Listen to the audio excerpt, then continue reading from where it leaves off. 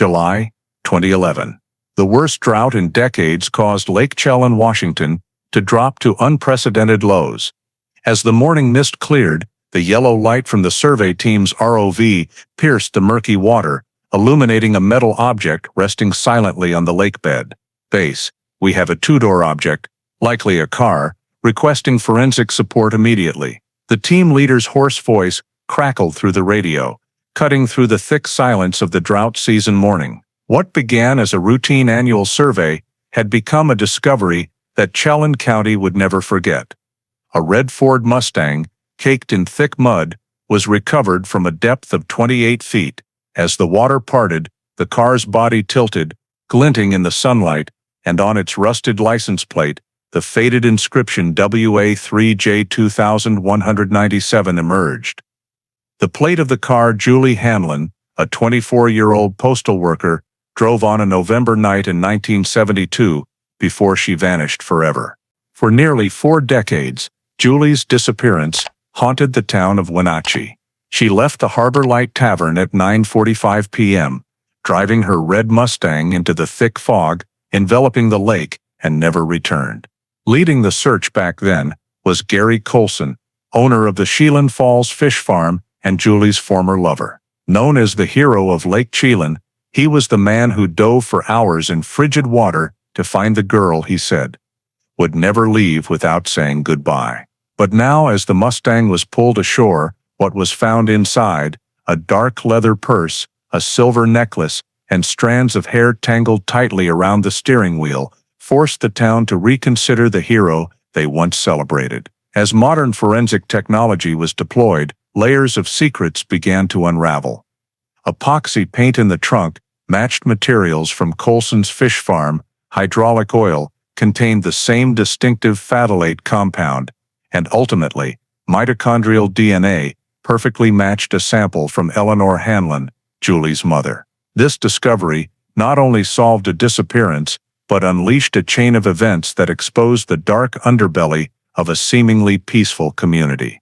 When police issued the arrest warrant, the suspect was no stranger, but someone who had stood beside the victim's family, praying for her safe return. Before we continue this shocking story, please subscribe and like this video. Your support helps us bring forgotten cases back into the light and ensures you won't miss any future episodes. Because finding the red Mustang at the bottom of Lake Chelan wasn't just the end of a missing person case. It was the first domino in a chain of truths buried for nearly 40 years, truths that would tear apart the town's serene facade and force everyone to confront themselves. This is a story of loss, perseverance, deception, and ultimately, justice delayed, but never denied.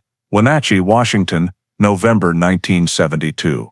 Cold wind from Lake Chelan wove through the pine trees, carrying the damp smell of earth and thick mist in the air. The small town grew quiet at night, with only a few dim lights spilling from the Harbor Light Tavern on the main street, where locals gathered after work. Around 9:45 p.m., Julie Hanlon, 24 years old, a Wenatchee postal worker, stepped out of the tavern after a brief meeting. She wore a gray knit cap, a long wool coat, and a red scarf around her neck. A waitress recalled, Julie sat alone at a corner table, drank half a beer, then took a call at the payphone near the entrance. She spoke softly, her face tense, before cutting the conversation short and leaving. Outside, fog blanketed the streetlights, their yellow glow blurring like smoke. Julie opened the door of her red Ford Mustang, started the engine, and turned on the headlights. A gas station attendant across the street saw her turn toward Manson Bay Road, the winding path along the lake's edge. The car vanished into the white mist, unnoticed by anyone else. After 10 o'clock, the town fell silent, with only the wind whistling through tin roofs and waves, lapping gently against the stone breakwater. The next morning at 7 a.m., Julie didn't show up at the post office. Her manager assumed she was sick and called her home, but no one answered. By noon, with the phone still ringing unanswered, her mother, Eleanor Hanlon, drove to Julie's apartment on 5th Street. The door was locked, the apartment quiet, the bed neatly made, the lights off, and a second coat still hung on its hook. Eleanor opened a drawer, finding unsent letters and a coffee mug with a dried ring on the table. A sinking feeling made her tremble. She rushed to the neighbors, but no one had seen Julie since the previous night. Calling Julie's best friend, Linda Green, she heard only panic on the other end. "She didn't call me. No one knows where she is." By late afternoon, the sky darkened to a heavy gray. Eleanor sat in her living room, staring at a photo of Julie smiling by Lake Chelan from the previous summer. The next morning, she picked up the phone and dialed the Wenatchee Sheriff's Office. Her voice shook. "I'm Eleanor Hanlon. My daughter's been missing since last night. Please help me find her." After Eleanor Hanlon's frantic call just before 7, the first Wenatchee Police Department patrol car pulled up to the red brick house where Julie lived. 2 officers, Lieutenant Frank Danner and Rookie Officer Roy Halley, stepped out, their coats damp with dew, notebooks in hand. Eleanor opened the door, hands trembling, eyes sunken from sleeplessness. "My daughter didn't come home," she said. "Since last night, no one knows where she is." Danner nodded calmly. "We'll look into everything, ma'am. Just stay calm." Julie's small apartment was on the 2nd floor, eerily cold that early morning. Danner walked slowly down the hallway, eyes scanning every detail. The front door showed no signs of forced entry, the lock intact. In the living room, curtains were half drawn, a faint sliver of light spilling through the window onto a small dining table. A coffee mug sat dry, a black residue crusted at the bottom. On a chair, a second heavy coat hung neatly. In the bedroom, the bed was made, pillows aligned. No signs of a struggle, no overturned furniture. Hallie opened the closet, finding the spot for Julie's purse empty. Her brown leather wallet and keychain were gone. The red knit scarf Eleanor said Julie often wore was also missing. Danner stepped into the hallway, looking down at the parking lot. The spot where Julie's red Mustang usually sat was just a patch of wet dirt. He turned back, speaking softly. "No signs of force. It looks like she left willingly, at least from here." Then he looked at Eleanor, standing in the doorway, clutching a photo of her daughter. "But you're sure she had no reason to just leave?" "No. Julie's not that kind of person," her voice choked. By late morning, a young woman walked in, hair disheveled, eyes red from lack of sleep. It was Linda Green, Julie's best friend. "I was the last one to talk to her yesterday afternoon," Linda said, voice trembling. Julie said she was meeting Gary to end things for good. He kept hounding her, calling nonstop. She was scared. Danner pressed. "Gary Colson, the fish farm owner in Chelan Falls." Linda nodded. "He might have been around the Harbor Light Tavern last night." Julie said he'd shown up there a few times, just to see who she was with. The police noted her statement and immediately sent officers to verify Gary's whereabouts on the night of November 24th. That afternoon, Danner and Hallie retraced the route from downtown to the lake. The hills around the lake were shrouded in fog, the road slick and icy. As they reached the curve down Manson Bay Road, Danner slowed, noticing tire tracks etched in the wet mud leading straight to the water's edge. The two stepped out, the wind from the lake whipping mist into swirls. Hallie bent down and picked up a small soaked object, a red fabric scrap mixed with sand and grass. Eleanor, following behind, instantly recognized it. Julie's scarf. "I gave it to her last winter." The fabric was carefully sealed in a nylon bag, and Hallie stored it in the trunk, his face silent. As the sun dipped west, the fog thickened, the lake's surface reflecting faint light like a leaden veil. Danner decided to launch an official search around the south shore. 2 fire department rescue boats were deployed, loaded with cables and hooks. On shore, other officers scoured bushes and steep dirt paths. They moved in silence, only the steady slap of waves and the crunch of gravel underfoot. Meanwhile, Linda stood beside Eleanor, hands clasped tightly. If she really met Gary last night, her voice broke, unable to finish. Danner turned, his tone firm. "We'll find her, and the car. Lake Chelan isn't bigger than this town's faith. If something happened, it left a trace." He walked toward the patrol car's headlights, signaling his team. The beams swept across the water, cutting through the white mist. Night fell faster than usual. At the dock, small boats dropped anchor, engines humming softly before gliding into the dark water. On shore, the search team carried flashlights, wading down muddy slopes, boots clanging. Eleanor stood silently watching, the cold wind stinging her teary eyes. The thick fog swallowed the flashlight beams, leaving only faint yellow specks flickering in the dark. The first search had officially begun, and no one could have known it would take nearly 40 years for Lake Chelan to answer the question that morning had planted in everyone's hearts. 3 Wenatchee police cars and a fire truck were parked along the south shore of Lake Chelan the next foggy morning. The air was frigid, mist rising from the lake like smoke. Rescue workers, police, and volunteers in heavy coats and rubber boots gathered near Manson Bay Road, where Julie's red scarf fragment was found. Lieutenant Frank Danner pointed to the rippling water. "Start here. We sweep this entire shoreline, all the way to Fields Landing." The first wooden boat was lowered into the lake. 2 officers used 3-meter-long iron hooks, probing the muddy slope inch by inch. The water was bone-chilling, barely above 40 degrees Fahrenheit. On shore, 2 canine dogs sniffed along grass and eroded edges, but the cold wind and thick mist scattered their senses. By noon, the second boat returned, dragging rusted steel cables with nothing but rotted branches. The police noted the water was deeper than expected. The lake bed dropped nearly 20 feet just a few meters from shore. By the second day, the weather worsened. Strong winds churned the fog into dense patches, reducing visibility to less than 10 meters. Danner called for a tech team from Chelan City to bring an analog sonar device, a clunky sound scanner used for locating large fish or sunken boats, mounted on a rescue vessel. The machine hummed with steady beeps, its screen displaying faint wave patterns. They scanned the east shore from Manson Bay to Fields Landing.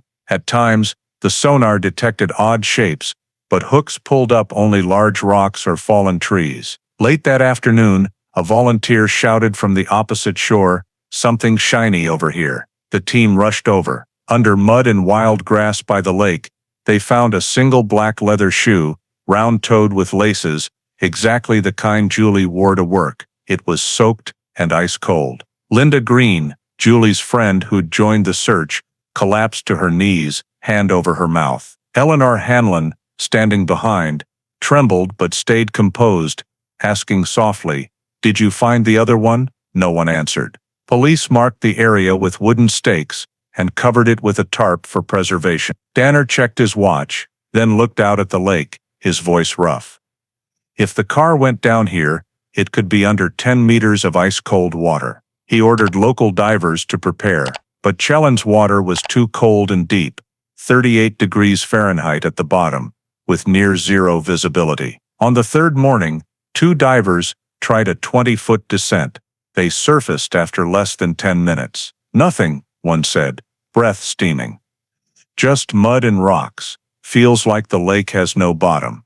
The area was cordoned off with warning signs. On shore, the wind picked up, the fog so thick that people a few meters apart were mere shadows. Still, the search continued for hours. Danner directed the team to backtrack west, where sharp curves had caused accidents before. Officers moved in formation, sweeping flashlights over the water, hoping for a glint of metal. But Lake Chelan remained silent, pitch black. As snow began to fall, the team set up a small tent on the shore for shelter. The radio crackled, winds picking up at the North Pass. Possible storm tonight. Danner surveyed the scene, then ordered, "Pull the boats in. We pause and check the weather tomorrow." The team complied quietly, cables creaking as they wound up in the wind. That evening, Linda and Eleanor sat in a car, staring at the darkened lake. Early ice patches formed on the water, drifting under the car's headlights. "She's out there somewhere," Eleanor whispered. "I know she's out there." Linda said nothing, just rested a hand on her shoulder. The third day ended in bitter cold. Snow fell lightly, dusting boat roofs, wooden stakes, and the red scarf fragment tied to a post as a marker. Police suspended the operation, waiting for better weather. That night, Lake Chelan stretched like a vast black mirror, reflecting the distant town's yellow lights. No one said it aloud, but everyone knew if the car was down there, this winter might bury it forever. The morning after, snow fell heavily. Police withdrew all forces from the lake, promising to return when conditions warmed. In the interim report, the case was marked, "Search, suspended, missing person not located." For those left in Wenatchee, the silence from Lake Chelan was a grim reminder. 3 days of searching, dozens of people, yet Julie Hanlon remained unfound. And that winter, the lake stayed shrouded in fog, guarding its secret. 3 days after the search halted due to the blizzard, Wenatchee was cloaked in a thin layer of ice covering rooftops and slick roads by the lake. Snow still fell lightly as Lieutenant Frank Danner entered a small interrogation room at the police station, where a man sat with arms crossed, eyes averted. Gary Colson, owner of the Chelan Falls Fish Farm, Julie Hanlon's ex-boyfriend. His name had surfaced repeatedly in statements from Julie's friends and family, and now the police wanted his story firsthand. Gary wore a brown canvas jacket and mud-stained work pants. He slouched in the chair, clutching a baseball cap. Danner began calmly, "We just need to clarify a few things." "How long did you know Julie Hanlon?" Gary's voice was rough. "About a year. We broke up a few weeks ago." Danner pressed, "Did you see her on the night of November 24th? "No," Gary shook his head, eyes on the table. "I was at the fish farm all night, fixing the main pump. It had a jammed impeller. I was alone." "Can anyone confirm you were there?" Danner asked, jotting down each response. No workers that night. Everyone was off for Thanksgiving. But you can ask the neighbors. My farm's lights were on all night. They probably saw." It sounded plausible, but Danner knew Chelan Falls was remote, surrounded by warehouses and pine forests. Few lived close enough to see lights. As Gary removed his gloves to sign the statement, Danner noticed a long scratch on his left arm, from wrist to elbow, freshly scabbed. He asked, "What's that from?" Gary glanced down, answering quickly, "Fishnet hook. I was casting nets in the lake the other morning, caught on some metal." Danner nodded, not challenging, just noting it. In his line of work, he'd heard smooth answers like that before. The interrogation lasted nearly an hour. Gary stayed calm, sometimes too calm. He talked about his work, how he taught Julie to fish, even how she liked photographing his farm. But when Danner asked specifics about the night she vanished, who called her, where she went, Gary's responses were curt. "Don't know. We were done. I didn't call her." When the interview paused, Danner poured water into a paper cup and stepped into the hall. Outside, Linda Green waited to give her statement. She glanced at Gary through the glass door. Eyes tense, she whispered to Danner. He threatened Julie, said, "If you leave, I'll make you disappear forever. She told me 2 weeks ago." The words made Danner frown. He returned to the room, staring at Gary. "Were you at the Harbor Light Tavern on the 24th? "No." "Did you call Julie that night?" "No." "Did you know she was missing the next morning?" "I heard from others." I was shocked. Gary's voice didn't waver, but his hand tightened around the cup.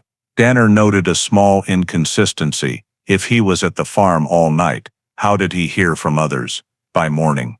Still, with 1970s law, no physical evidence or witnesses meant the police couldn't go further. No blood, no car, no body. Just hunches and scattered details. That afternoon, Danner and another officer drove to Gary's fish farm in Chelan Falls. The property sat a few miles from the lake, tucked among sparse pines, with a dirt road leading in. A small wooden house, 2 large cement tanks, and rows of epoxy paint cans lined the outside. Gary was right. The porch light was on, and the workshop had oil stains and scattered tools. On a table sat 2 cold coffee mugs and a muddy rope coil. Danner noted everything but lacked a warrant to search further. The law required probable cause, which they didn't have. He asked, "You usually work here alone?" "Most of the time." "I'm used to it," Gary replied, eyes on the hazy lake. As the officers left, Light snow dusted the wooden roof. Danner glanced in the rearview mirror, seeing Gary still standing, arms crossed, expression blank. That night, in the station's office, Danner spread a map on his desk. He traced the points: Harbor Light Tavern, the gas station, Manson Bay Road, Fields Landing, and Colson's farm, all within 10 miles. If Julie drove that way, she was on a path toward Gary's place, but she could have gone farther or met someone else. All theories were open. Danner folded the map, leaned back, and stared at the dim desk lamp. Outside, snow fell steadily. In his notebook, he wrote a short line, uncertain but undeniable. Gary Colson needs watching. No proof, but gut says he knows more than he's letting on. Below it, he circled Gary's name, adding 2 initials, POI, person of interest. The only one at this point with a reason to make Julie disappear.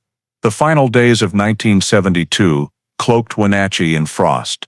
Lake Chelan froze into a thin shell, still as glass, hiding everything beneath.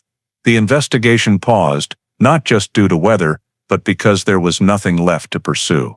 Lieutenant Frank Danner sat alone in his small office at the police station, the yellow desk lamp casting light on scattered case files. Before him was his notebook, a few crime scene photos, and a slim evidence list: a red scarf fragment, a single shoe, a note on the car's make, and tire track descriptions. Nothing more. Back then, crime scene work relied entirely on the human eye. No computers for data, no DNA databases, no modern labs. All they had were tape measures, 35mm film cameras, magnifying glasses, and notebooks. 1970s forensics meant measuring, sketching, photographing, and reasoning through experience. Danner studied the black and white photos, the lakeshore, muddy patches, faint tire marks, and the sand-stained scarf. Everything was vague, no detail strong enough to be evidence. The regional lab in Spokane could only analyze basics. Their report, sent back after 2 weeks, was curt. No foreign fibers detected, insufficient sample for comparison. Tire marks too faint to identify make. No usable fingerprints. All samples were sealed in craft paper bags with brown tape. Danner handwrote the case code, 74 NE06, Hanlon, J, and signed under the department's red stamp. The bags were stored in an iron box in Chelan County's evidence locker, joining hundreds of other minor cases in the dark and dust. He'd hoped a paint fleck on the scarf might yield something, but mechanical microscopes couldn't trace its origin. The era's limits bound them. They could suspect, but not prove. In his final report to the district attorney, Danner wrote, "No evidence of criminal activity, no signs of violence at residence, vehicle and victim both missing." That winter passed in heavy silence. The press calls dwindled, and the townsfolk stopped talking. As the snow melted, life returned to normal, except for Eleanor Hanlon, who still went to the lake's edge every afternoon, staring at the water, hoping to hear the Mustang's engine roar from somewhere. Danner sometimes drove that road too. He knew if the car was at the lake's bottom, all questions would be answered. But when they tested buoys in the suspected area, the lake was so deep the lines didn't touch the bottom. In March 1973, the final brief story about Julie's disappearance ran on page 2 of the Wenatchee World. No trace found of woman missing since November. Police believe she may have left town.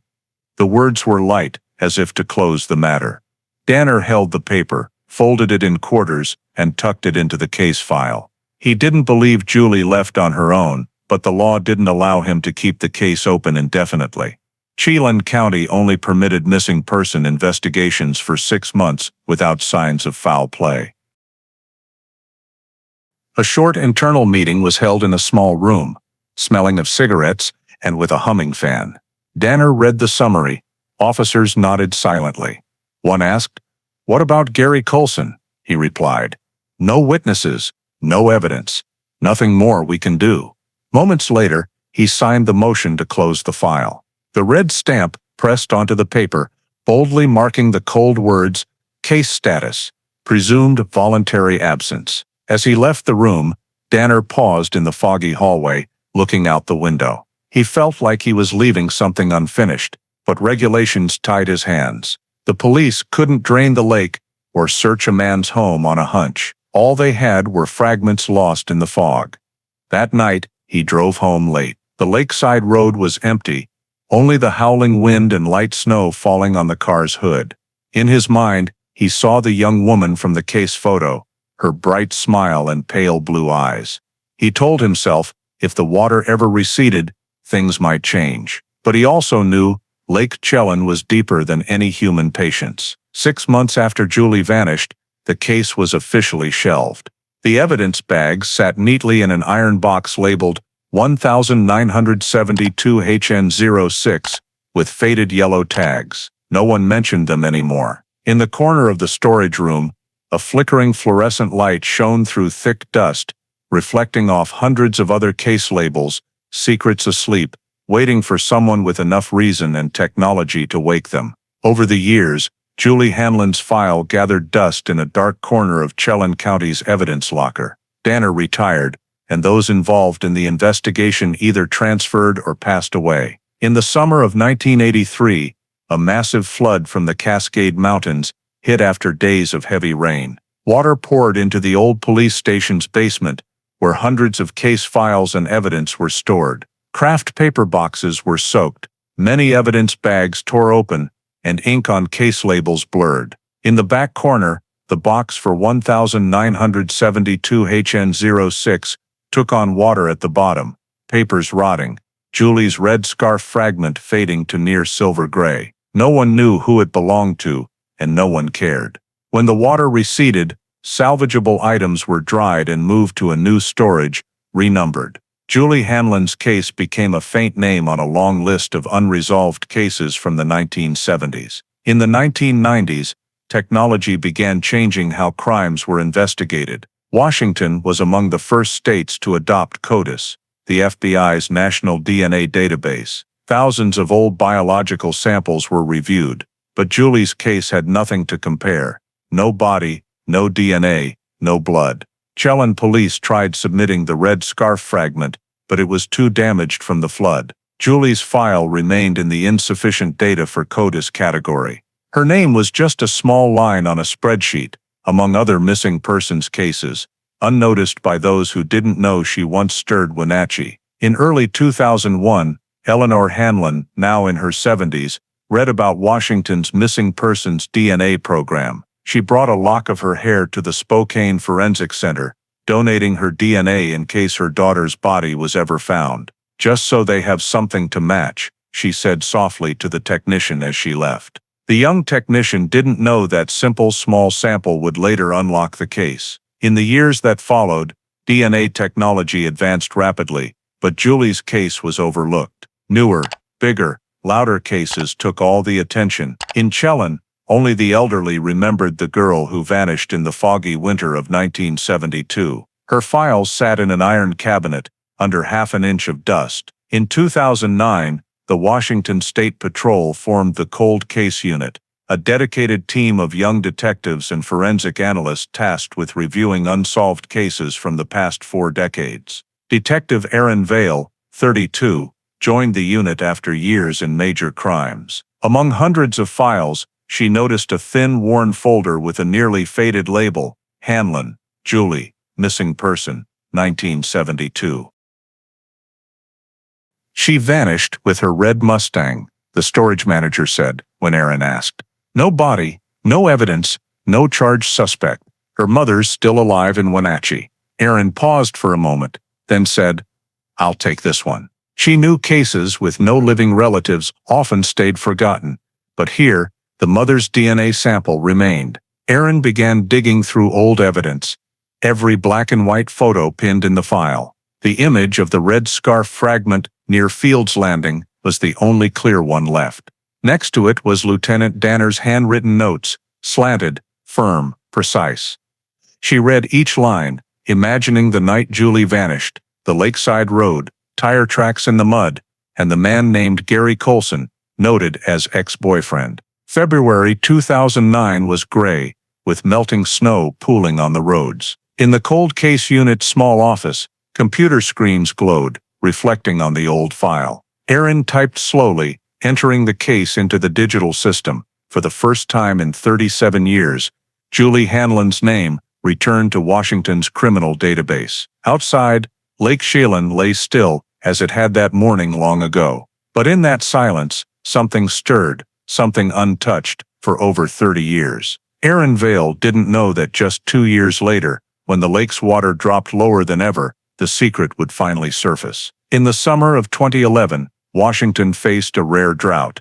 High temperatures caused Lake Chelan's water to drop nearly 10 feet below average. Strips of land and rocky shallows, long submerged, emerged caked in mud and dried algae. Locals joked the lake was breathing, but for those who knew Julie Hanlon's case, it felt like it was revealing something hidden for nearly 40 years. One early July morning, the Chelan Underwater Exploration Club's volunteer divers conducted their annual survey. They cruised a small boat along Manson Bay Road, where years before, cars had slid into the lake. Passing the old slope, diver Kyle Warren spotted a metallic glint under the murky water. He thought it was an old boat wreck at first, but the shape seemed off, flat, long, with sharp angles. Kyle marked the coordinates and reported to the team leader. 2 days later, they returned with a side-scan sonar borrowed from the Chelan County Sheriff's Office. The screen showed gray sound waves, shadows shifting with each pass. Then, amid the black, a long, tapered shape appeared, pointed front, wide body, slanted rear. Someone exclaimed, "That's a car." The metal structure lay tilted at about 28 feet, partly buried in soft mud. Its size closely matched a 1970s, two-door Ford Mustang. News reached the cold case unit in Olympia.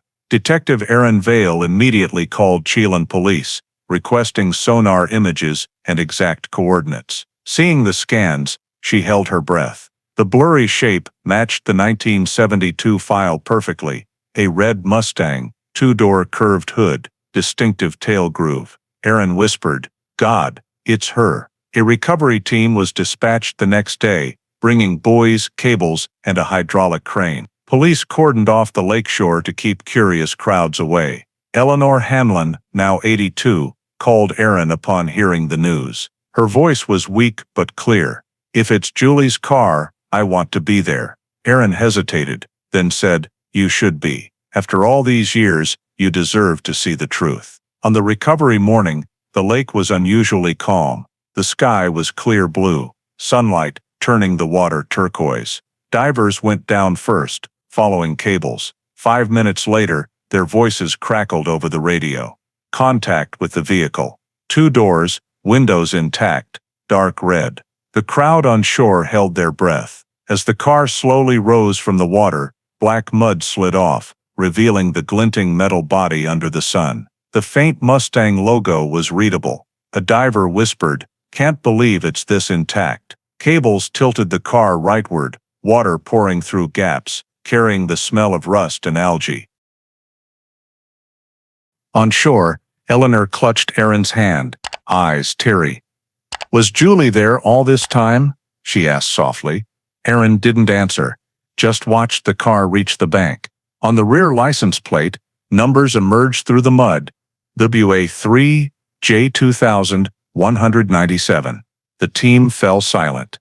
It was the exact plate from the 1972 file. As the car touched land, a technician wiped it gently with a rag, the damp metal smell filling the air. Inside the cabin, they saw a dark leather purse, an old watch, and small items stuck to the floor. No body, just strands of hair tangled around the steering wheel, wet and fine as thread. Aaron bowed her head, hearing the lake's breeze whisper 40 years. And Julie was finally found, or at least, her trace. That afternoon, the Mustang was covered in silver tarp and towed to the state forensic lab. The lake grew still again, only faint ripples spreading from the disturbed water. Locals stood quietly watching, saying nothing. In the fading golden light, the lake mirrored the sky, flat and cold like a glass pane. As if it had just returned a piece of the past, it held for nearly 40 years. As the sun rose over the eastern mountains, Lake Chelan's shore buzzed with engine noise and clanging metal. On the calm water, a specialized barge anchored at the spot marked by divers the previous day. On deck were a hydraulic crane, cable winches, and an ROV camera, a remotely operated submersible, with high-powered lights, and 2 robotic arms. This time, Chelan police wanted every step documented clearly, every frame, every action, to leave no doubt about what they were pulling from the lake. After nearly 40 years, Aaron Vale was there early, standing on the deck, eyes on the monitor, as the ROV descended. The footage was blurry in the gray-green water, mud particles floating like dust. Under the ROV's yellow light, the red Ford Mustang appeared, tilted to one side, paint peeling, but shape intact. The windshield was cracked, the hood covered in thin algae. Aaron barely breathed. The ROV operator angled the camera, panning to the rear, where the Mustang logo remained, and below, the license plate peeked through mud. He zoomed in. The numbers emerged, slowly but clearly. WA 3J 2197. The team on the barge went silent. Aaron closed her eyes briefly. It matched the 1972 file, every digit. The operator's voice came through. Target confirmed. Starting cable attachment.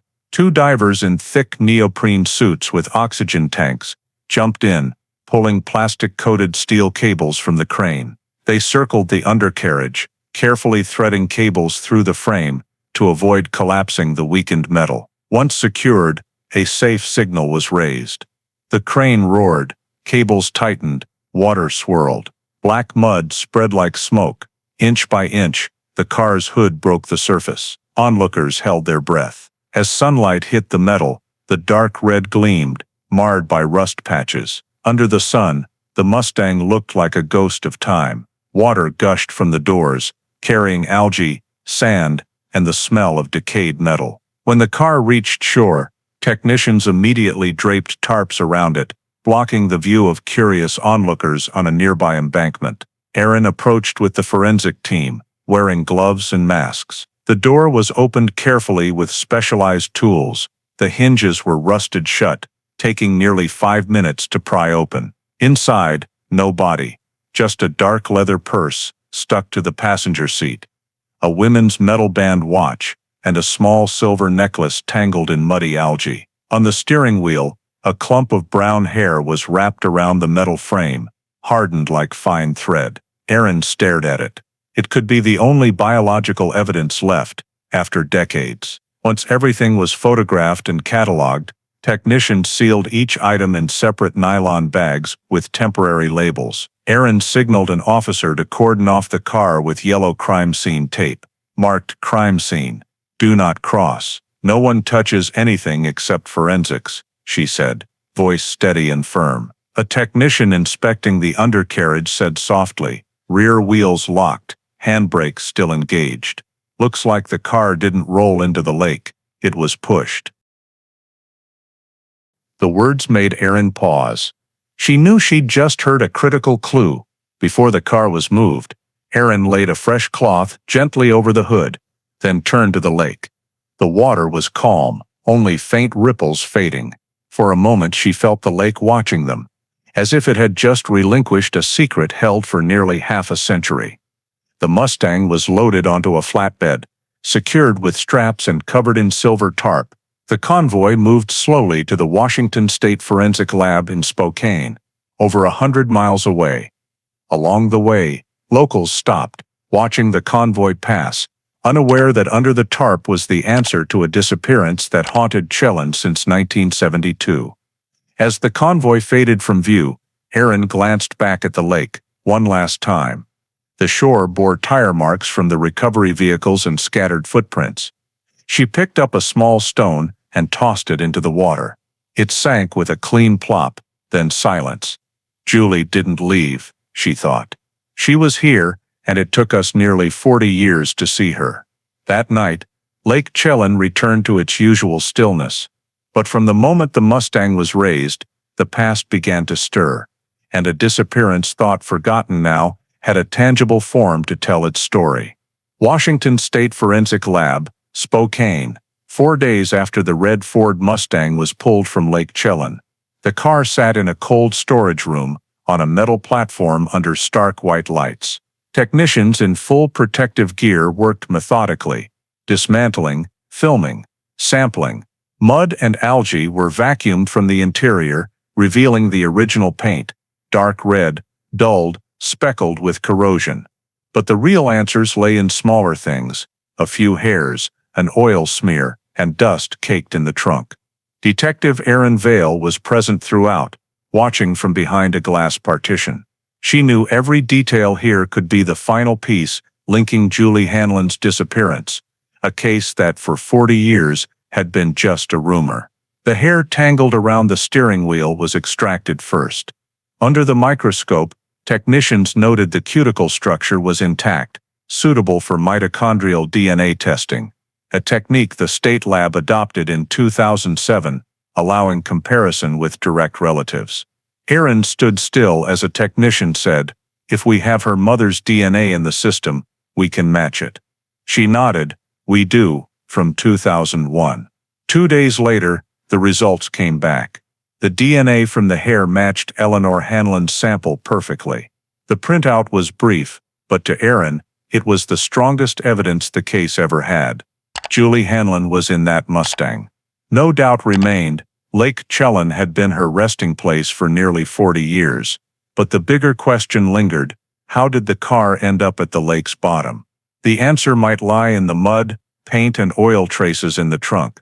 Samples were sent to the Scanning Electron Microscopy (SAM) lab for analysis. A technician scraped thin paint flecks from the trunk, dark red mixed with pale gray, and placed them under the scope. Magnified images showed tiny spherical crystals, characteristic of industrial epoxy paint, used for coating water tanks and heavy machinery. The preliminary report noted, "Not consistent with automotive paint. Composition matches industrial waterproof coatings used in fish processing." Erin frowned as she read. The only fish farm near Lake Chelan using epoxy paint in the early 1970s was Colson Fisheries, owned by Gary Colson. She recalled Danner's old note, "He was at the fish farm all night." To strengthen the theory, the lab ran advanced chemical analysis using GCMS, gas chromatography mass spectrometry, a method for separating molecules by mass, often used to identify oil and solvent traces.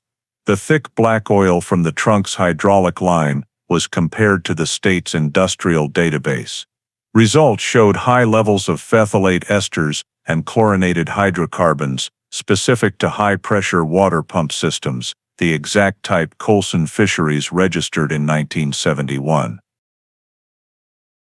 When the technician reported the findings, Erin said nothing, staring at the microscope images of the oil sample.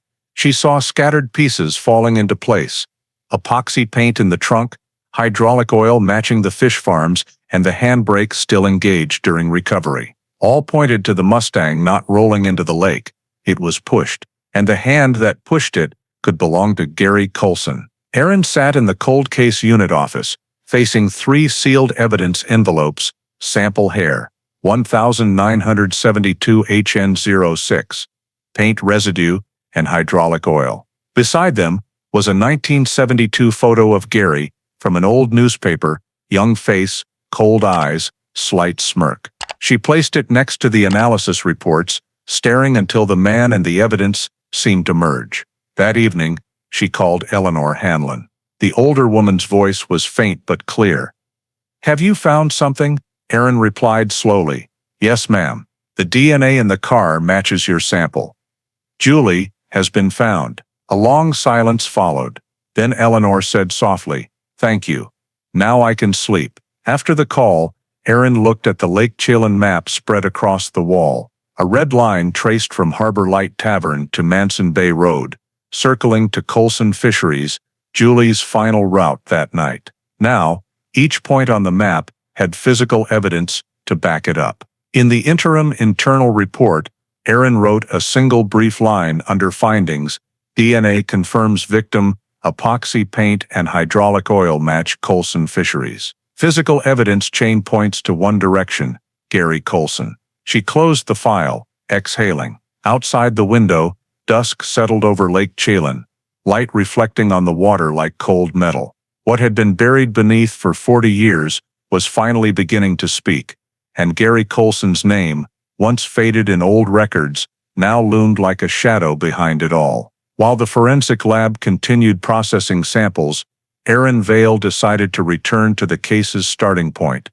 Not in test tubes, but in the silver reels of the past. She knew if anything remained to prove a direct link between Julie Hanlon and Gary Coulson on the night she vanished, it would be in the old pages of the Chelan Gazette, the local paper that chronicled every minor ripple around the lake in the 1970s. That afternoon, Erin drove to the Old Town Library, a stone building nestled between rows of pines, its brass sign dulled by time. The elderly librarian, Martha, recognized Erin when she showed her badge. "You're looking into the Hanlon case, aren't you?" she asked, her voice raspy but kind. Erin nodded. "Yes, it all started here. I need to see the papers from November 1972, the days after Julie went missing." Martha gave a sad smile. "I remember that night, rain and fog so thick no one could see. We ran a small piece about her, never thought it'd be the last." She led Erin to the basement, where hundreds of microfilm boxes were neatly stacked in steel cabinets. Erin ran her finger along the labels, finding the one marked Chelan Gazette, November 1972. Inside, the film had darkened but was still legible. She carefully loaded it into an old reader, the screen flickering with blurry black and white images and misaligned text. Flipping through frames, Erin traced the dates, November 23rd, 24, then 25, the day Julie vanished. A small article, right column, trembled under the light. "Young woman missing after leaving tavern." Below it, a tiny photo showed Lake Chelan in fog, police sweeping flashlights. But what stopped her was an article days later, November 30th. Headlined, "Fire Breaks Out at Coulson Fisheries." The black and white film photo, slightly overexposed at the edges, showed firefighters hosing down a row of wooden buildings by the lake. But in the dim left corner, Erin spotted a two-door car parked against the warehouse wall, its front half in shadow, only a reflective line along the hood. She zoomed in with the hand dial. The car's rear had a bright streak, the shape of a 1970s Ford Mustang. Her heart raced. Erin flipped to the next frame. Same angle, clearer. In the background behind the firefighters, a man held a hose, wearing a canvas jacket and cap, his face blurry but posture familiar. The caption read, "Gary Coulson, owner, assists firefighters." Erin sat up, eyes glued to the screen. In the dark of that old photo, Julie's red Mustang was parked right behind Gary's supply truck. She felt like she was staring at Julie's final moment, unnoticed by anyone at the time. She printed a temporary copy of the microfilm, then took it to the cold case unit's digital lab. There she fed the image into restoration software, using contrast enhancement to brighten the dark left side. As the contrast sharpened, the car's body emerged, curved hood, tail groove, and finally the dusty license plate, lit by firelight. Erin adjusted the brightness further until the characters appeared, one by one, Dilwye, 3J, 2197. The room went dead silent. Erin leaned back, staring at the numbers. No doubt remained. The car in the photo was the Mustang pulled from the lake, and it was at Coulson's fish farm on November 30th, 1972, just 6 days after Julie vanished. She printed the restored image and placed it beside the scan of the real car's license plate. The numbers matched perfectly. Under the light, the paper seemed to glow. What Erin held wasn't just a news clipping. It was the first visual evidence tying Gary Coulson to Julie's car at the time of her disappearance. She returned to the library, thanked Martha, and lingered on the steps before getting in her car. Wind from the lake carried the scent of burnt wood and cold water. Erin looked at the lake, where the Mustang once lay, then south, where Gary's old fish farm was now just abandoned sheds. She knew this photo would change everything. No more guesses or theories. In that faded Chelan Gazette image, amid smoke and a cold November night in 1972, the truth had been captured by chance, waiting nearly 40 years for someone patient enough to see it.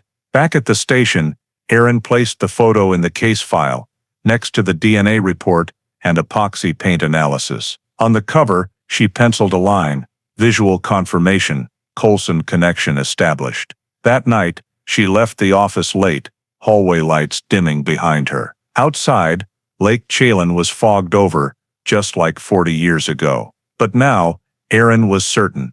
Nothing remained buried under that fog forever. In the cold case unit's small office, satellite maps of the Lake Chelan area covered the desk. Erin Vale stood before a whiteboard, marked with red notes tracing every moment of Julie Hanlon's fateful night. She had DNA, microfilm photos, epoxy paint, hydraulic oil. But now she needed the most critical piece, a logical sequence for it all. Only by reconstructing the exact minutes of Julie's disappearance could she know what really happened. Erin began pinning 1972 case photos to the board. On the left, she placed a shot of Harbor Light Tavern, where Julie was last seen at 9:45 p.m. In the center, a photo of the small gas station on Lincoln Avenue, where a witness recalled seeing a red Mustang stop for a few minutes around 10:05. On the right, the microfilm image of Coulson Fisheries, lights on, smoky haze. She connected the three with red string, marking the final point at 11 o'clock, when all traces of Julie vanished. 9:45 p.m., Julie leaves the tavern. Witnesses described her as anxious after a phone call. Erin suspected the caller was Gary Coulson. The tavern's phone ran through a regional switchboard, but call logs were lost. Still, the distance from Harbor Light Tavern to the Lincoln gas station was just over 2 miles, matching a 10-minute drive, aligning with the 10:05 p.m. sighting. 10:05 p.m. passes the gas station. The witness, Jeff Arnold, re-interviewed in 2011, still recalled, "I saw her in the red Mustang, someone following behind, a pickup with bright lights, maybe a few dozen meters back." Erin's spine chilled. Coulson drove a silver-gray Chevy C10 pickup in 1972, the same type faintly visible in the microfilm fire photo.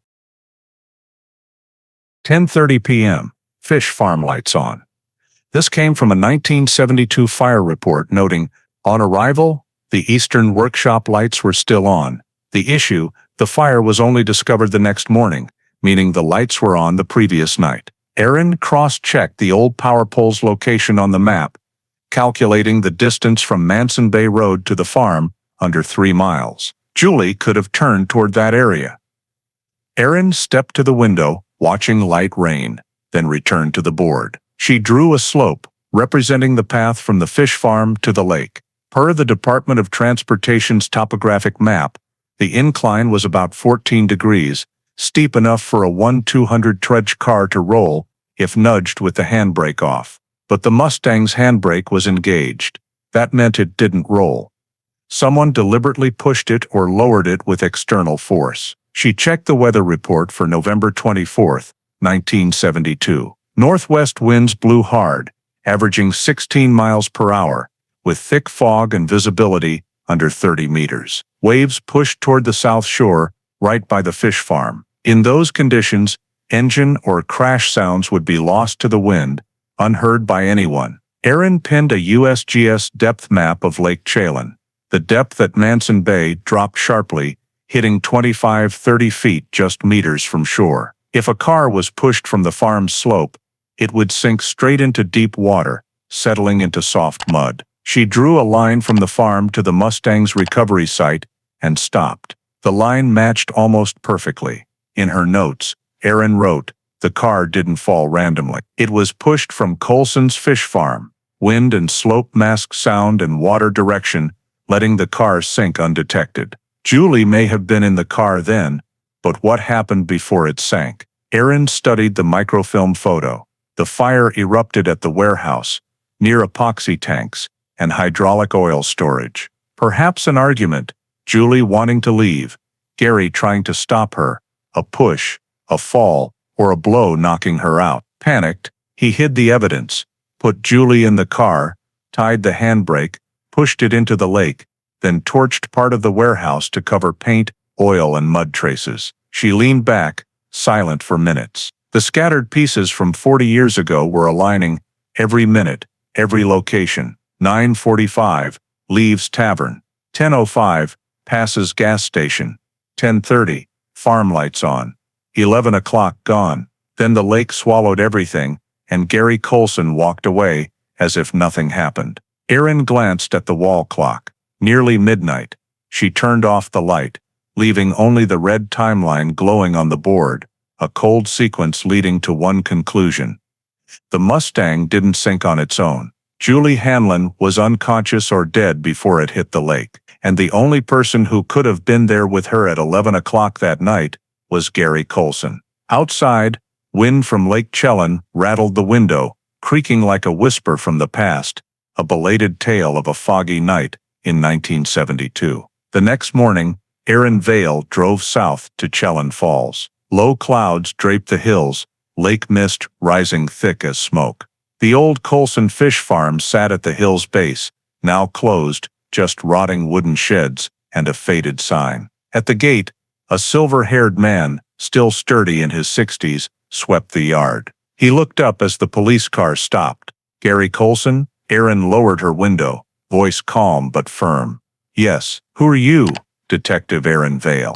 I'm reinvestigating Julie Hanlon's disappearance." Gary's faint smile faded. He set the broom down, wiped his hands on his pants, and gestured to the wooden house.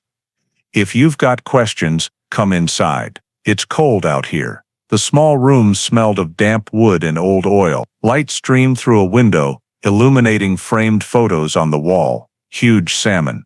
Gary shaking hands with town council members. He poured coffee for both, then sat across from Erin. She opened her file, placing 3 photos on the table: the microfilm shot, the recovered Mustang, and the forensic chemical analysis. "Know what these are?" Gary glanced briefly, shrugging. "I saw the news about finding the car." "I'm not involved, Detective. That was 40 years ago." "The car was found a few hundred meters from your farm," Erin said slowly. Inside were traces of epoxy paint and hydraulic oil matching materials registered to Coulson Fisheries in 1971. Gary gave a thin laugh. "Half this area used epoxy. You're not pinning this on me over some paint samples, are you?"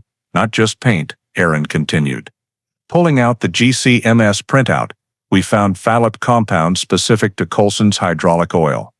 "The kind you ordered in 1970, right?" Gary's eyes flickered briefly, then he leaned back, voice lower. "You know how long it's been since anyone asked me about this. I was investigated, and they found nothing." "Because they didn't have today's technology," Erin replied. "I do. And I know you lied when you said you were alone at the farm that night. The farm's lights were on all night.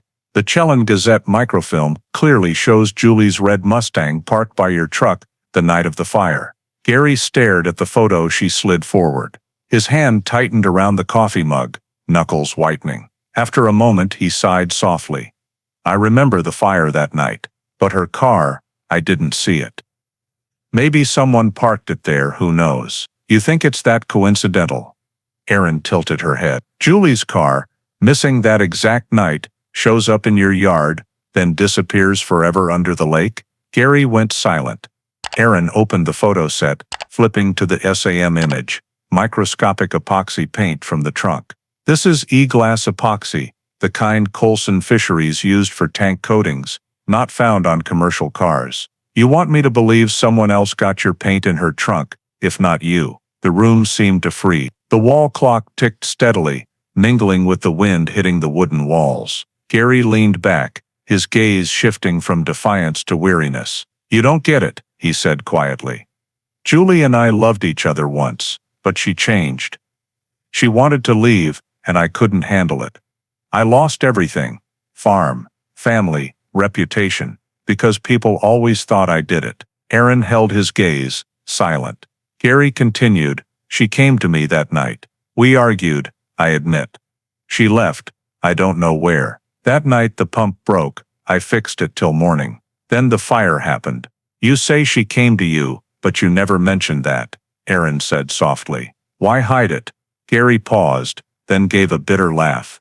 Because, if I said it, you'd all say I was the last one with her. And now you're thinking it too. Aaron looked at him for a long moment. I don't think. I follow evidence. Want to know what we found in the car? She pulled out the close-up of the steering wheel, hair tangled around it.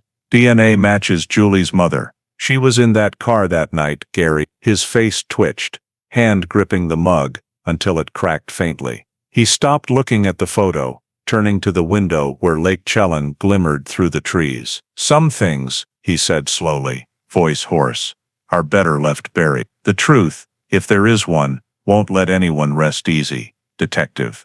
Aaron replied, voice cold but steady. I'm not looking for rest, I'm looking for justice. Gary let out a soft, choked laugh, like a gust of wind.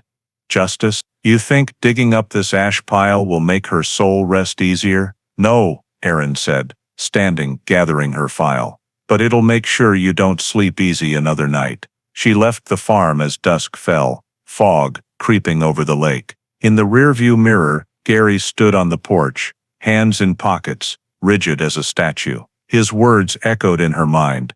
Some things are better left buried. But for Aaron, there was no turning back. On the drive back, she turned on her recorder, her voice low in the car. Gary Coulson, visibly shaken when shown photos and analysis, didn't fully deny, just deflected. Body language tense, eyes averted when asked about the Mustang. Noted key statement, some things are better left buried. Outside, Lake Chelan faded into fog. The fading light spread across the water like an old wound reopening. Aaron gripped the wheel. She knew, a confession might not come yet. But the truth was rising, like the Mustang from the lake, slow, heavy, unstoppable. 3 days after the tense confrontation at the farm, Aaron Vale submitted the full case file to the Chelan County Prosecutor's Office. In the old courthouse's small meeting room, dim light filtered through glass, illuminating thick stacks of evidence. On the table, Chief Prosecutor Andrew Affronti flipped through Aaron's compiled pages, DNA report, SAM analysis, GCMS results, microfilm photos, Gary Coulson's statements, and a detailed scene reconstruction. When he read Gary's quote, "Some things are better left buried," he looked up at Aaron. "This line," he said softly, "if we bring it to court, it's the key." The team spent 4 hours refining the probable cause affidavit, a 22-page document. Each piece of evidence was logically arranged, building a clear timeline. Julie left the tavern at 9:45 p.m., passed the gas station at 10:05 p.m., farm lights on at 10:30 p.m., vanished by 11 p.m. Now physical traces, epoxy paint, hydraulic oil, microfilm photo, hair DNA, all pointed to one person, Gary Coulson. On the final page, Affronti wrote neatly, "Based on the evidence presented, there is sufficient reasonable cause to believe Gary L. Coulson was involved in the death and concealment of Julie Hanlon's body." On September 15, 2011, Chelan's sky was clear but cold. In the county judge's chambers, Aaron stood beside the prosecutor as Judge Keller read the arrest warrant. His voice was steady, formal.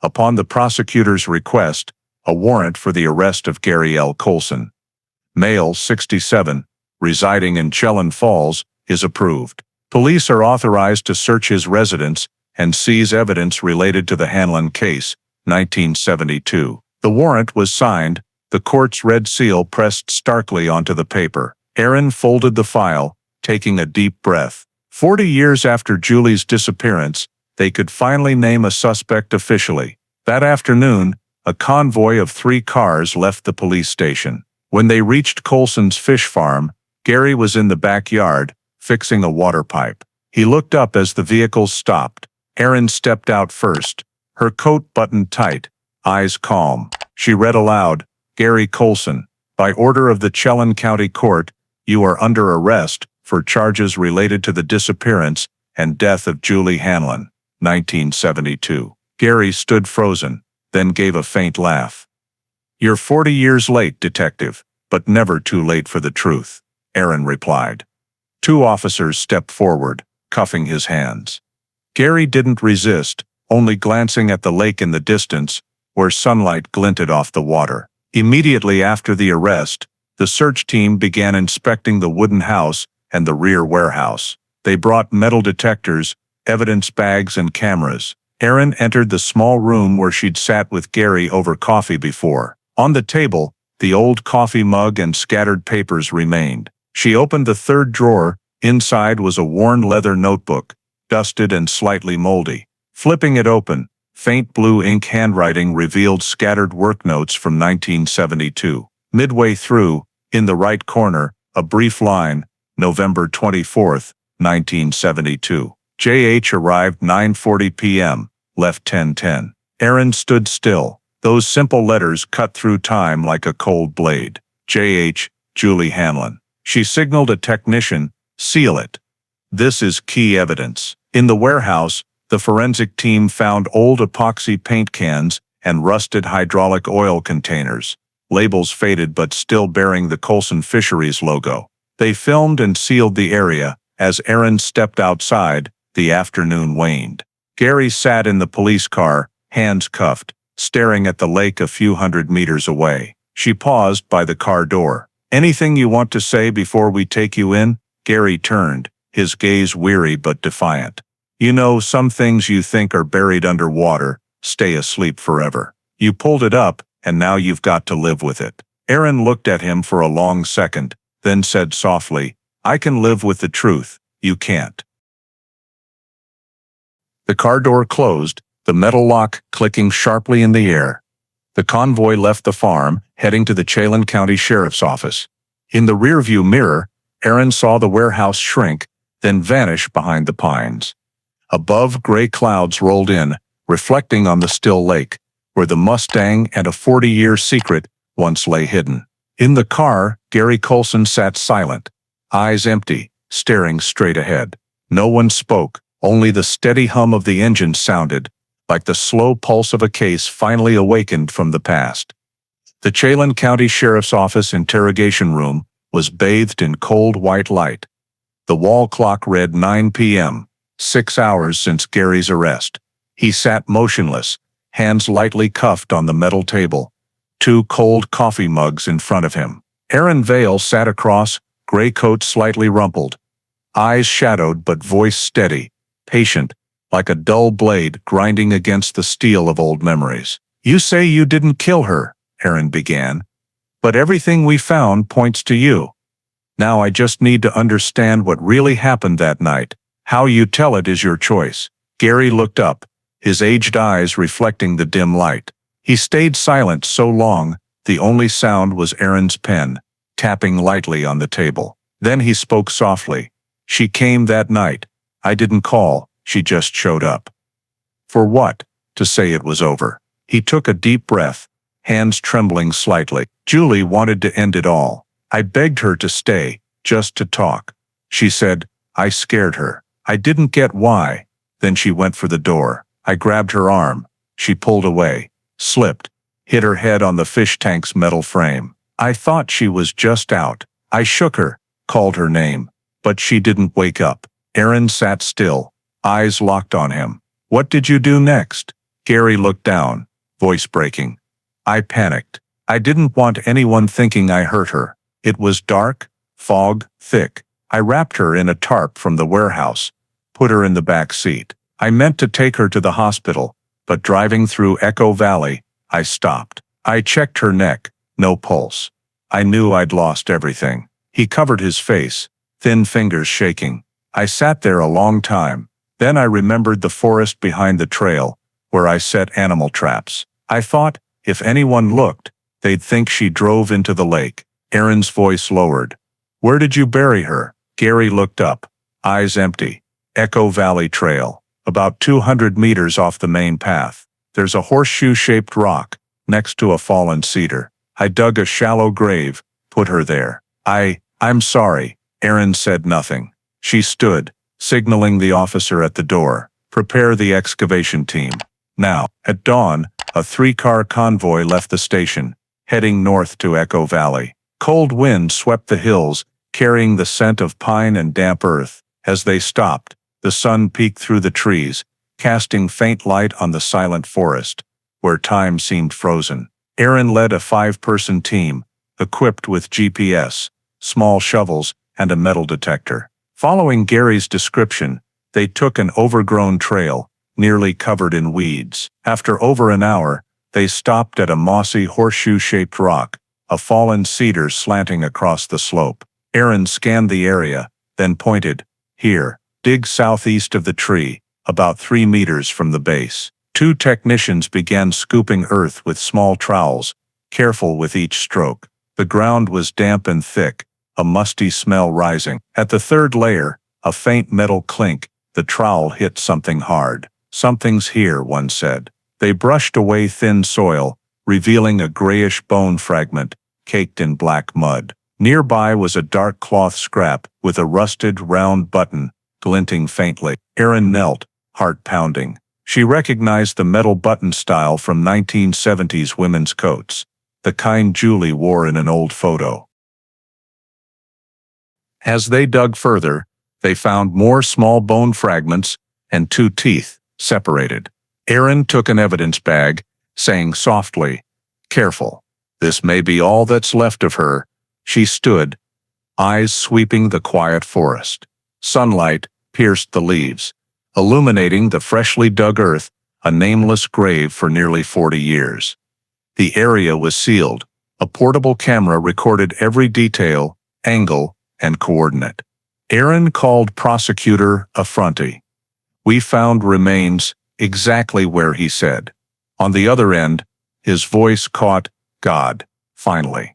3 days later, the Washington State Forensic Lab completed preliminary results.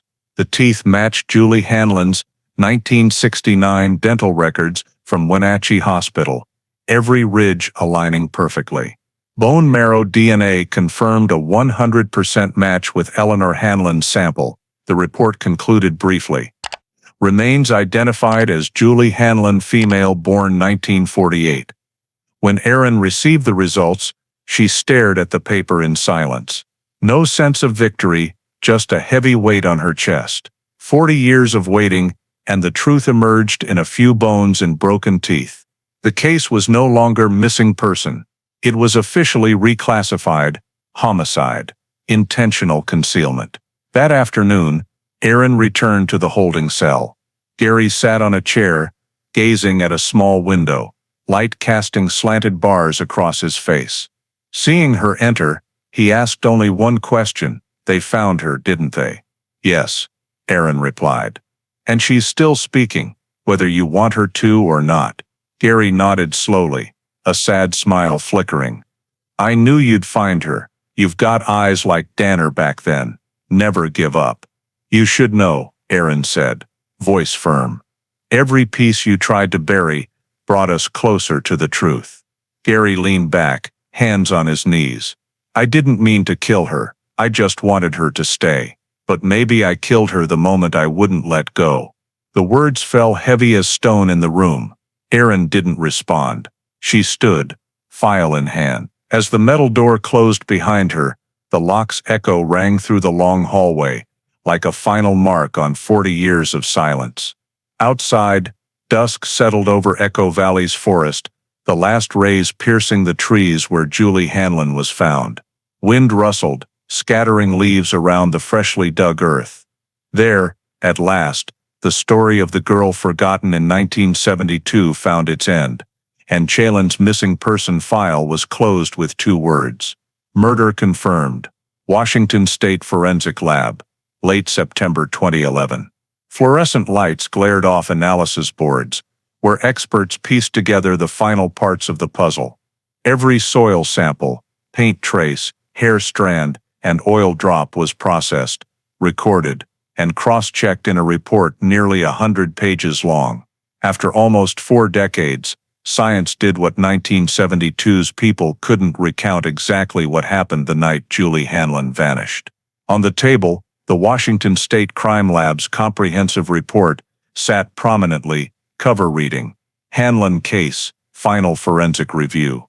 Aaron Vale sat in the meeting room, facing Prosecutor Andrew Affronti and lead technicians. She flipped each page, reading slowly, as if every word carried Julie's breath. Section 1. DNA identification. Analysis confirmed unequivocally DNA from hair on the steering wheel, teeth from Echo Valley, and bone marrow matched 100% with Eleanor Hanlon's reference sample, the victim's mother. This proved the person in the car, buried in the forest, and missing since 1972 was one and the same. Section 2. Soil composition analysis. Analysts compared soil from the Mustang's undercarriage to samples from Echo Valley and Lake Chelan shore. Results showed matching mineral content and pH, proving the car passed through the fish farm area before sinking. Notably, trunk mud contained traces of industrial epoxy paint, identical to that found in Colson Fisheries warehouse. Section 3. Paint and resin analysis. Under SAM, paint flecks from the trunk and Julie's coat, recovered with her remains, showed E-glass particle structure, a hallmark of waterproof epoxy used in fish tanks. This was the paint Gary Colson registered in 1971, the only kind used in Chelan at the time. Section 4. Hydraulic oil trace, GCMS. Mass spectrometry revealed oil on the undercarriage and trunk contained high levels of diethylhexyl phthalate, a unique additive in Hydropac 700 pump oil, used exclusively by Colson Fisheries. Experts ruled out random coincidence. Finally, the section Aaron awaited. Vehicle mechanics and force analysis.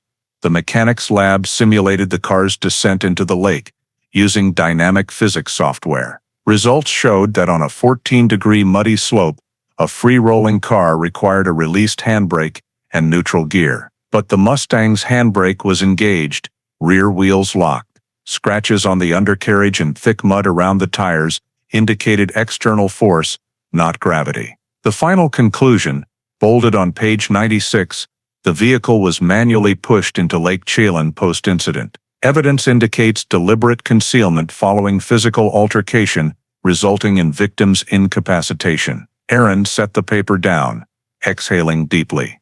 No room for doubt remained. Every trail, DNA, physics, chemistry, mechanics, led to one conclusion. Julie Hanlon didn't leave willingly. She was killed, and Gary Colson buried the truth. Prosecutor Affronti closed the file, nodding, "This is the strongest report I've seen for a cold case. No room for maybe, just truth." He turned to Aaron.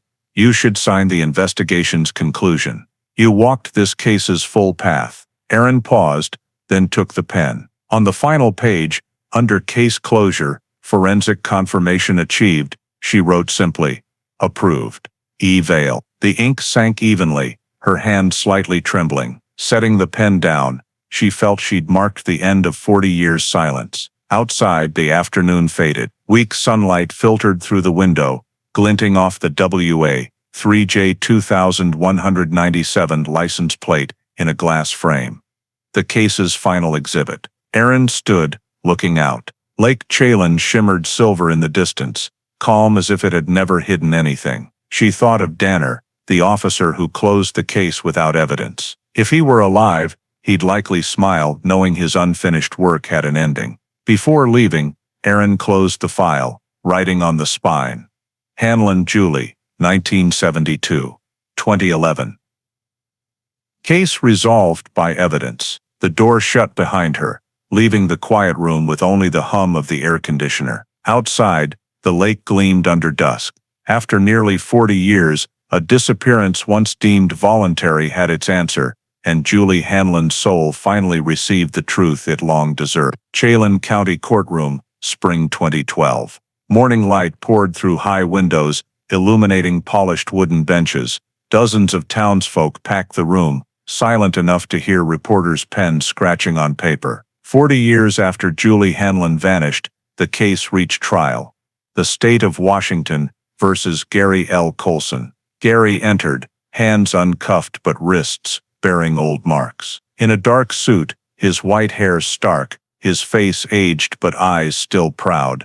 He sat at the defense table beside his lawyer, a sharp, middle-aged man from a local legal firm. Across the aisle, Prosecutor Andrew Affronti sat with Detective Aaron Vale, partners through the investigation. As Judge Margaret Keller entered, all stood. Her gavel struck. Court is in session. Case 72-06, Hanlon, Julie, Gary L. Colson, charged with manslaughter. Affronti spoke first, voice low and steady. Your Honor, this case seemed buried with its victim at the lake's bottom. But thanks to technology and those who refuse to forget, the truth is back. Today, we don't just try a man, but 40 years of silence. He signaled, the room's lights dimmed, and a large screen lit up. Footage of the Mustang's recovery played, the ROV diving, its light sweeping the red car, mud swirling in the water. When the plate OVA 3J2197 appeared clearly, a murmur rippled through the room. Next came the microfilm photo, the 1972 fish farm fire, Julie's red Mustang parked by Gary's truck, then DNA analysis, epoxy paint, hydraulic oil images. Affronti continued, voice even, nothing in this file is coincidence. Julie's car was in his farm's yard, paint in its trunk matched his materials, hydraulic oil traced to his source, and finally, Julie's DNA was found in that car. All say one thing, he tried to bury the truth at the lake's bottom. He turned to Aaron. Detective Vale, please take the stand.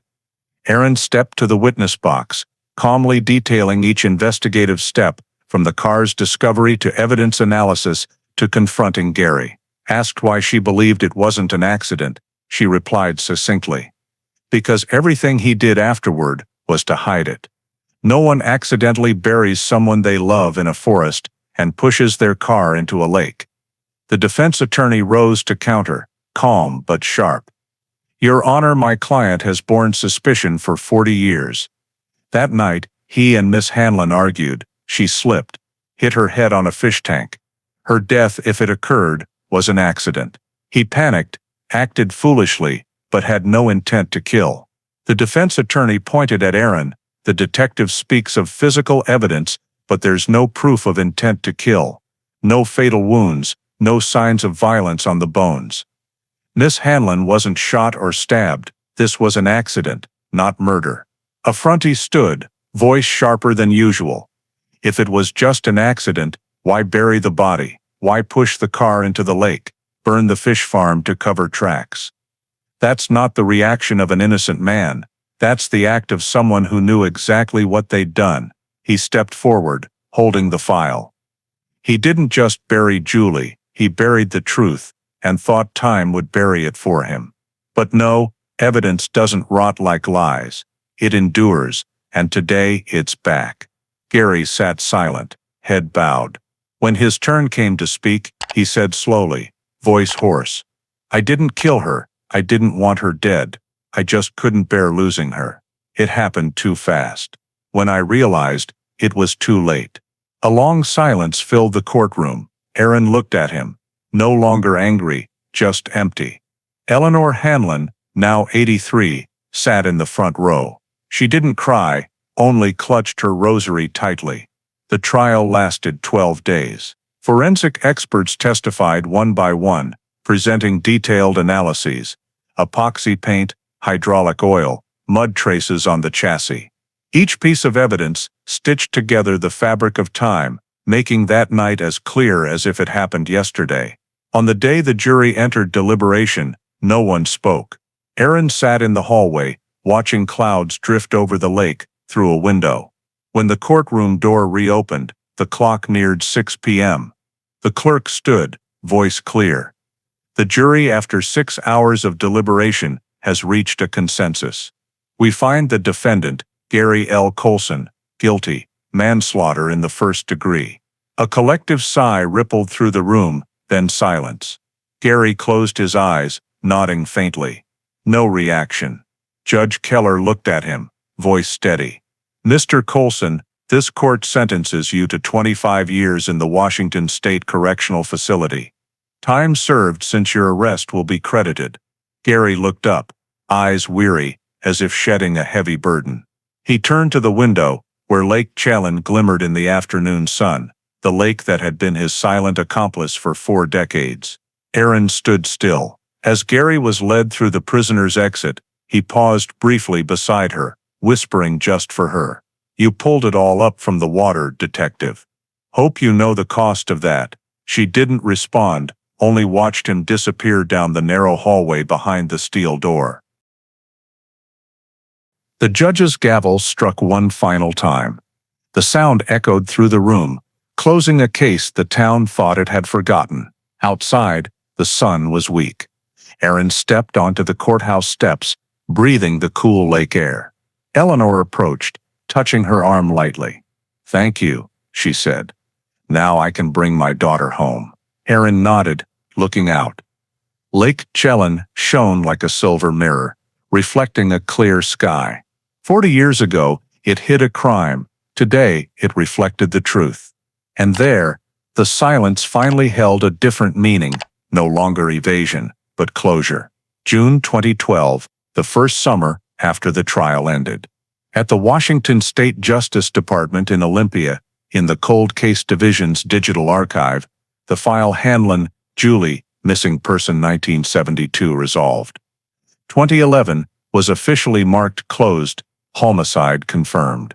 After 40 years, the old system's presumed voluntary absence was erased, replaced with verified homicide, legal resolution achieved. Erin Vale stood silently before the screen, holding her ID to confirm the final entry. The data flashed green, file locked, case archived. With that, she completed the longest investigation of her career, one that began with a Mustang at the lake's bottom, moved through paint flecks and hair strands, and ended in a Chelan County courtroom. But instead of letting the case rest in storage, the Justice Department made it an official training case for new cold case detectives.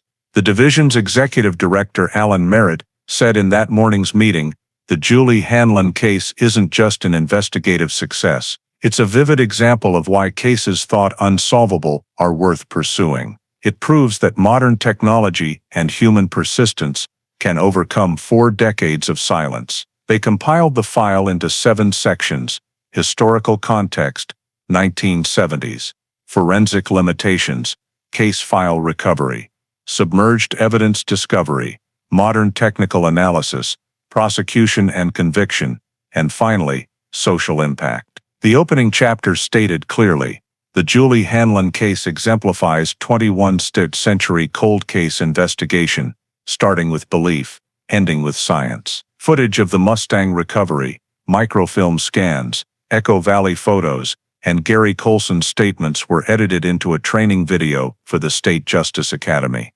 There, new recruits would learn to analyze seemingly hopeless files and understand no case is truly too old. Erin didn't attend the first screening. She sat alone in her small Olympia office, sunlight streaming through the window. On her desk was a small framed photo of her and Eleanor Hanlon at the moment Julie's ashes were returned to the family in Wenatchee. In it, Eleanor held the urn, eyes closed, while Erin rested a hand on her shoulder. The photo was taken quietly, no flash, no press, just a moment of true peace after 40 years of waiting. 2 weeks later, she was summoned to the Justice Department's main meeting room. In the formal setting, Director Merritt presented her with the Commendation Award for Investigative Excellence, for detectives solving particularly complex or historically significant cases. On the podium, Erin saw her colleagues, those who'd joined her through late-night file reviews and cold dives in Lake Chelan. She spoke briefly, each word clear.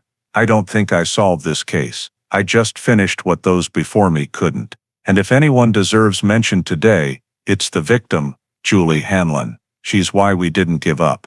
Applause rang out, but Erin only bowed her head. She felt no pride or victory, just calm. At day's end, she returned to the cold case office. On the wall was a board listing open cases, hundreds of names in rows. Erin took a pen, taping a small note to the corner, a simple line, "Hanlon, Julie, case closed. Let this remind us why we keep looking." She stood a moment, then walked down the hall. Her shoes echoed on the tile, resonating in the building's empty space. Outside, Olympia basked in afternoon sun, cars passing slowly through the square, light glinting off glass, like Lake Chelan far away. In Wenatchee, where it all began, a small marker was erected by the lake near Field's Landing. It read, "In memory of Julie Hanlon, 1948, 1972. She left the light on the lake, and it led us home." Locals occasionally left flowers there, not out of curiosity, but as a reminder that justice may come late, but it comes. And Erin Vale, in her final internal report, wrote one line for future investigators: "Never let an old file make you forget. Someone is still waiting to be found." She closed the folder, placing it beside the photo of Julie and her mother. Dusk bathed the gray cover in faint gold. A case was closed, but its legacy, faith in truth and the endurance of memory, lived on in every new detective walking the path Erin had. And somewhere by quiet Lake Chelan, when dusk gilded the water, some said you could see a faint red glimmer, like old Mustang paint, reminding that the past may be buried, but the truth never sinks. When the verdict was delivered, and Julie Hanlon's file closed, Wenatchee and Chelan Falls were no longer the same. The two small towns along Lake Chelan, once peaceful, were now steeped in the aftershock of a truth no one wanted to believe. Gary Colson, once a 1972 community hero, was the one who hid their darkest secret. In the years after Julie's disappearance, Gary had been an active volunteer searcher. He drove boats, shone lights at night, handed out flyers, and spoke to local TV with a tired but determined face. "We won't stop until we find her," he'd said on camera. That quote now replayed on news with a wholly different tone, like an unwitting confession from 40 years ago. The Chelan Gazette, once a small local paper, doubled its print run. The July 2012 special edition ran a bold front-page headline, "The Lake Chelan Betrayal, Search Hero Revealed as Culprit." The article opened with a simple haunting line: "The lake kept its promise, it stayed silent, until it couldn't anymore." But not everyone accepted the truth easily. At roadside cafes, arguments flared. "No way Gary helped so many during that flood. He didn't kill anyone, it was an accident." An accident, and he buried her and burned the farm? Wake up. Half the town saw Gary as a betrayer, the other half remembered him as a good man crushed by circumstance. Those who searched with him in 1972 felt betrayed to their core. "We trusted him. We looked for Julie with the man who hid her," one said at a Field's Landing memorial, voice breaking. Across the lake in Chelan Falls, the abandoned Colson fish farm became a place no one dared visit. Kids passed in silence, adults averted their eyes. Some elders said on windy nights they heard metal clanking, like chains dragged underwater. The local radio ran Voices of the Lake, inviting residents to call in memories of Julie. An elderly woman, voice trembling, shared, "I remember her mailing letters at the post office every week. She always smiled." I think maybe Lake Chelan remembered that smile too. The broadcast ended with a 1972 song, "Vincent" by Don McLean, blanketing the town in a vague sadness, as if the past 40 years were a dream yet to fade. In the weeks that followed, journalists, students, and documentary crews flocked to Wenatchee, interviewing residents, photographing Manson Bay Road, the gas station, Harbor Light Tavern, places now heavy with history. The Echo Valley Trail sign was repainted, and a small wooden plaque was placed beside it, inscribed, "Here, in November 1972, a woman vanished, and for 40 years, a town searched for its own conscience." Erin Vale returned to Chelan only once, quietly, unannounced. She stopped at the water's edge, gazing at the still lake reflecting dusk. On the water, faint ripples spread as wind passed, the low, vague sound like memory's breath. She no longer felt heavy, only a strange calm, as if the lake itself was weary of holding so much. As she left, a 48 Hours documentary crew set up at the dock, capturing final shots for the Lake Chelan betrayal. The camera panned slowly across the lake. Last sunlight glinting on waves. The narrator's voice, cool and even, rose like wind over water. 39 years of silence. When the truth surfaced, It changed this town forever. The camera held the frame a few seconds longer. Lake Chelan's surface still, without a ripple. Then the screen faded to black. In the distance, Wenatchee's church bell tolled slowly, each chime steady like a heartbeat of a place awakened from a long sleep. A sleep of silence, guilt, and memories no one could bury anymore. The Wenatchee, Chelan Falls story reminds us that in today's America, justice often comes from persistence, technology, and a community that doesn't give up. Julie Hanlon vanished in a foggy 1972 night. Only small details preserved: a red Mustang sunk in Lake Chelan, hair tangled on the steering wheel. A scarf fragment, a microfilm photo of the fish farm fire, paved the way for truth 40 years later. Lesson 1: don't underestimate signs of violence in intimate relationships. Julie tried to end it with Gary Coulson. For Americans today, if you see controlling, stalking, or threatening behavior, report it to police, save texts, calls, consider a protective order. Don't trust a community halo. Gary was a 1972 search hero.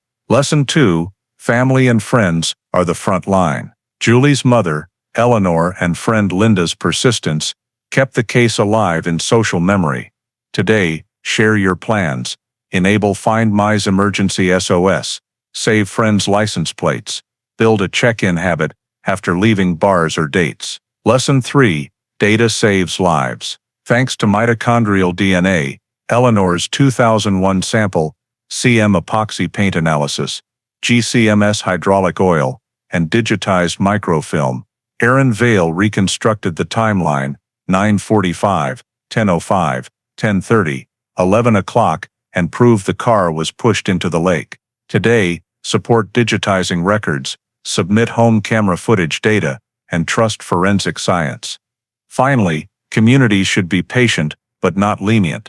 39 years of silence ended only when many spoke the truth together. If you believe justice can be buried for decades, but still found, subscribe to our channel to join us in exploring cases thought lost to time. Thank you for watching The Lake Chelan Betrayal. See you in the next episode, where another American mystery will rise from the shadows.